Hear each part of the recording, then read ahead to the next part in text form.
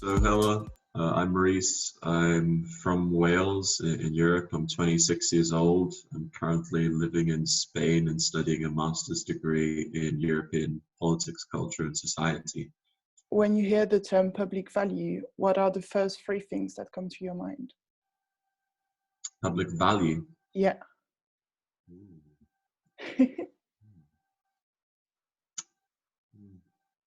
That's a tricky one.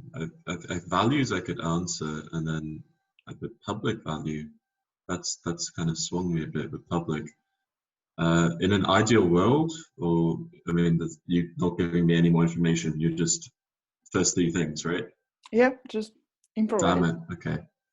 Then I would say compassion. Uh-huh. Um, let's say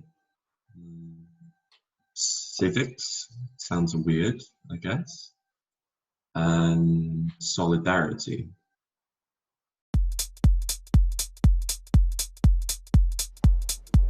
I think my personal well-being is all right. That's a very weird word, I guess, to describe it, but I'd say that my personal state is okay. For me, in order to keep my well-being, I definitely need to have time to myself. I need to be around other people, but I also need to simultaneously have time to myself, disconnected from other things.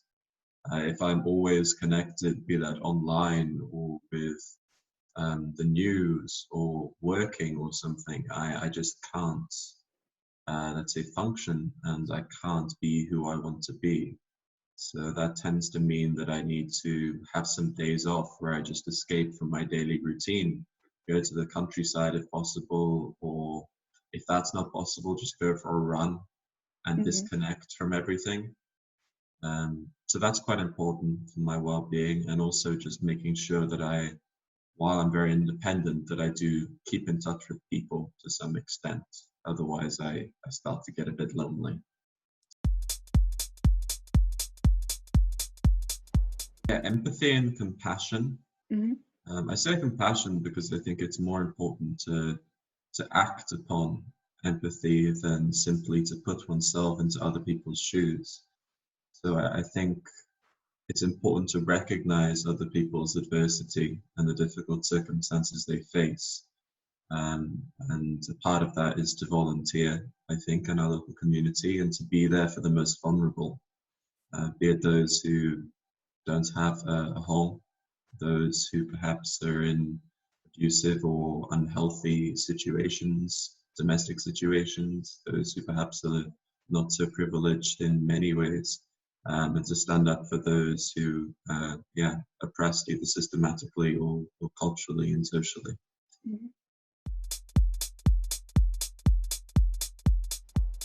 you want me to answer Wales or Europe?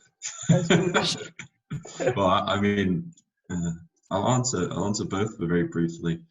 I guess for Wales, I would say people need to have unity and I guess faith and trust in each other and in their government, which I think is rather lacking right now. And that's easier said than done. In the case of Europe, because I do see the European Union as well, being a federalist, I would like to see the European Union as a country, as controversial as it may be for some.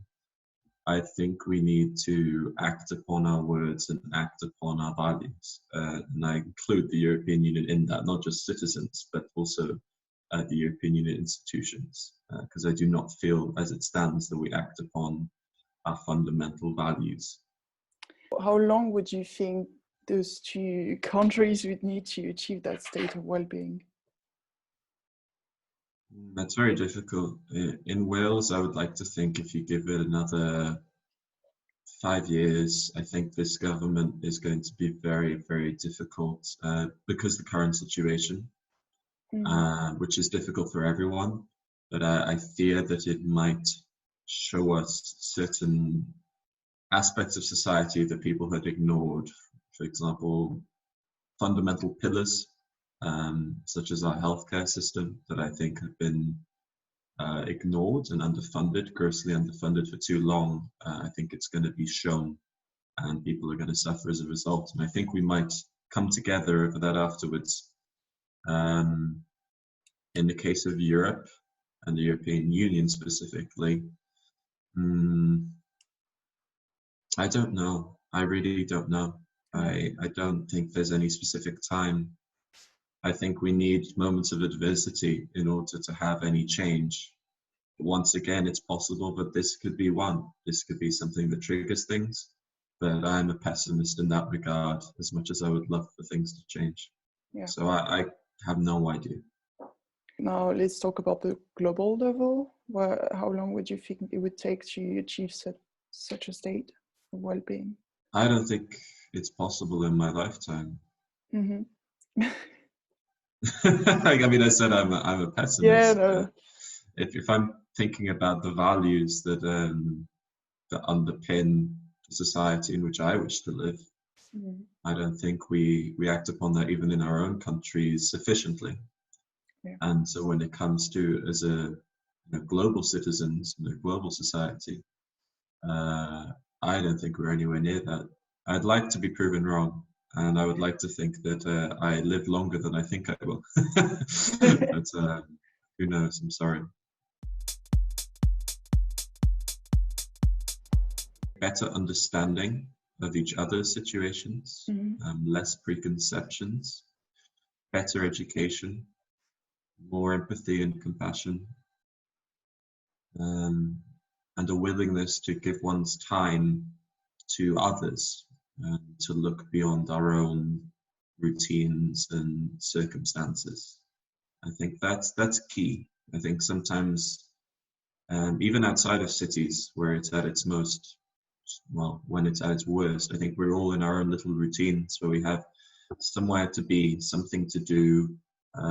At some point we need to do that, some sort of deadline, and we forget to actually look beyond our own lives and look beyond that of our own community too, and to realize that there are many things which we are privileged for, but we have no idea.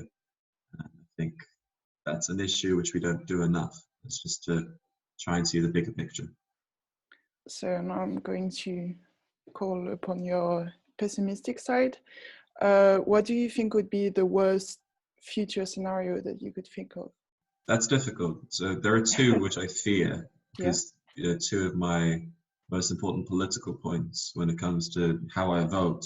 One is attitudes towards the climate crisis, and then the second one is attitude towards nuclear disarmament.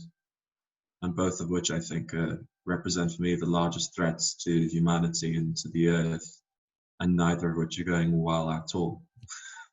So I would say a continued lack of action against the climate crisis. And in the second place, I would say a continued lack of unity in nuclear disarmament and a complete disregard for, nuclear treaties. So I think that's what I fear the most. I'm sorry for not giving one answer, but I think that both are equally as threatening and equally as important to act upon. What would be the ideal scenario, and what could you do to achieve it? The ideal scenario would be that once this is all over, this current pandemic, that we grow closer as a society and maintain what we have during this time, because I do think that we will grow closer. But then we act upon that as citizens, and we take a more active part as citizens in realizing that this isn't the only threat that we have faced, and that very soon, if not already, that we can still act when it comes to the climate crisis, that we hold our governments accountable and demand that they take more action. I think it has to come top down, unfortunately, as much as we have to change our lifestyles. And in the case of nuclear disarmament, to take it seriously once again. In the case of the United Kingdom, we spend billions of pounds every year on Trident, which is something we would never dare use. And I think that that money could be well spent in other places, as we're seeing exactly this moment right now. I think we can only change something if we put pressure and we're more active citizens. Can you maybe precise the role of the youth in that? I think the youth is integral in that. I think the youth has the loudest voice right now. The only thing is, it has been essentially ignored by a lot of politicians in power, especially in the case of certain governments whose votes do not rely upon the youth. And I think you're seeing that in many countries' elections. The US, the primary elections right now is quite a good example where, to be frank, it doesn't even matter to an extent whether or not, in the case of Bernie Sanders, that he gets the votes of so many young people, because it's possible with the votes that do decide this election, they're actually a completely different demography. But as years go past and as the demography of our societies change, that will drastically change. So I think it's the responsibility, especially of the youth now, to maintain their dedication to their beliefs, to be unwavering, even if we face difficulties and it seems like nothing changes, to not change on those beliefs and to continue, because for too long we have sacrificed our values in the sake of profit.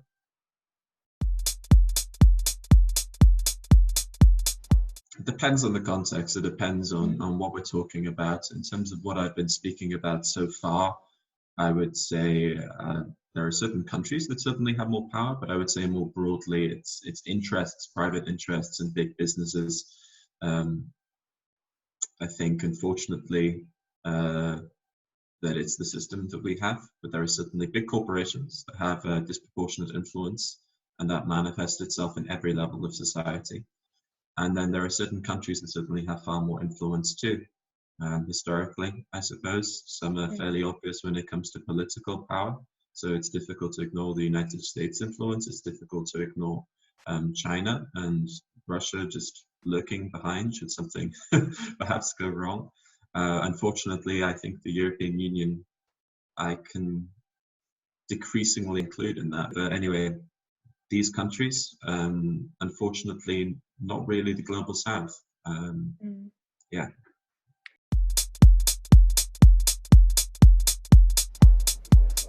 I hope to be writing my thesis either in Germany or Spain. That's an obvious literal answer to your question. In terms of me personally, I hope to see myself continue to be involved with youth education, particularly with youth engagement with politics and hopefully with the European Union.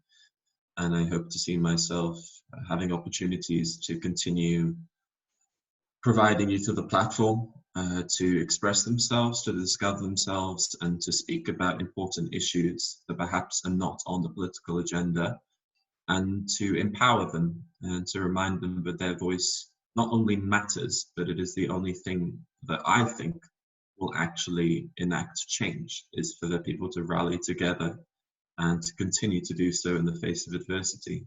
What I need to get there, continued good health. That is something which I think we're all realizing that we took for granted. And who knows what will happen in the next few months. But good health, a circle of friends around me, a society that continues to treat me as an equal within it, and not only as somebody who contributes economically, but also as a valued citizen who contributes socially and who cares for its citizens. And for that, I'll need to be dedicated and continue volunteering in my community to give back.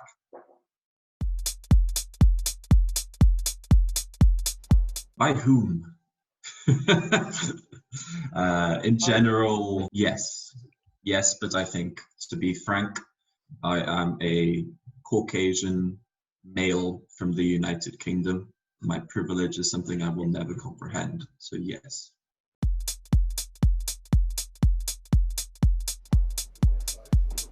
I think it's pretty difficult for me to say yes. I'm sure I have no idea in most contexts.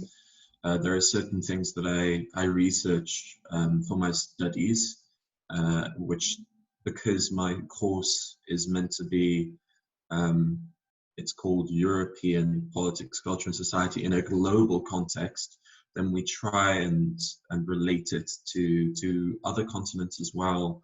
But the truth is, in terms of Africa, I'll be honest, I don't think so. So when it comes to people's concerns and preoccupations, I would imagine it depends entirely on the country.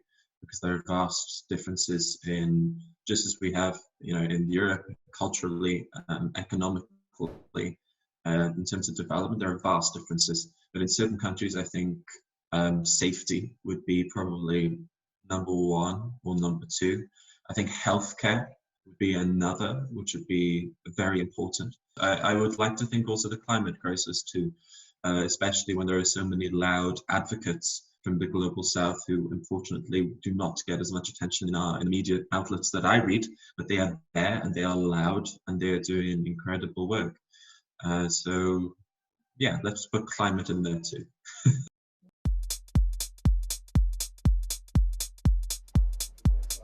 So I mean, unfortunately, you've already heard I'm a pessimist. I do not expect anything, to be frank, judging by what has happened so far. This could be a moment of change, this pandemic, and I hope that it will be. But in terms of what I hope to see is intergenerational understanding. I think also the youth have a big responsibility in this too. I think it's too often that you see the okay boomer kind of approach of disregarding the opinions of older generations and disregarding the situations of older generations, when I think that we all lived through different circumstances. Our opinions are informed in different experiences. We must listen first and foremost, and then perhaps challenge and ask difficult questions. But what I expect of older generations is to do the same as I've just said there, is to understand that we are growing up in a different world. It is possible in some ways that we understand or we're more concerned with certain challenges that perhaps they haven't had the opportunity to be, or they, for some reason, for whatever personal reason, do not happen to be as bothered by. But I hope that we can have discussions. I hope that we can continue to listen to each other, because I feel that that is something that we're sorely missing in certain aspects of our society.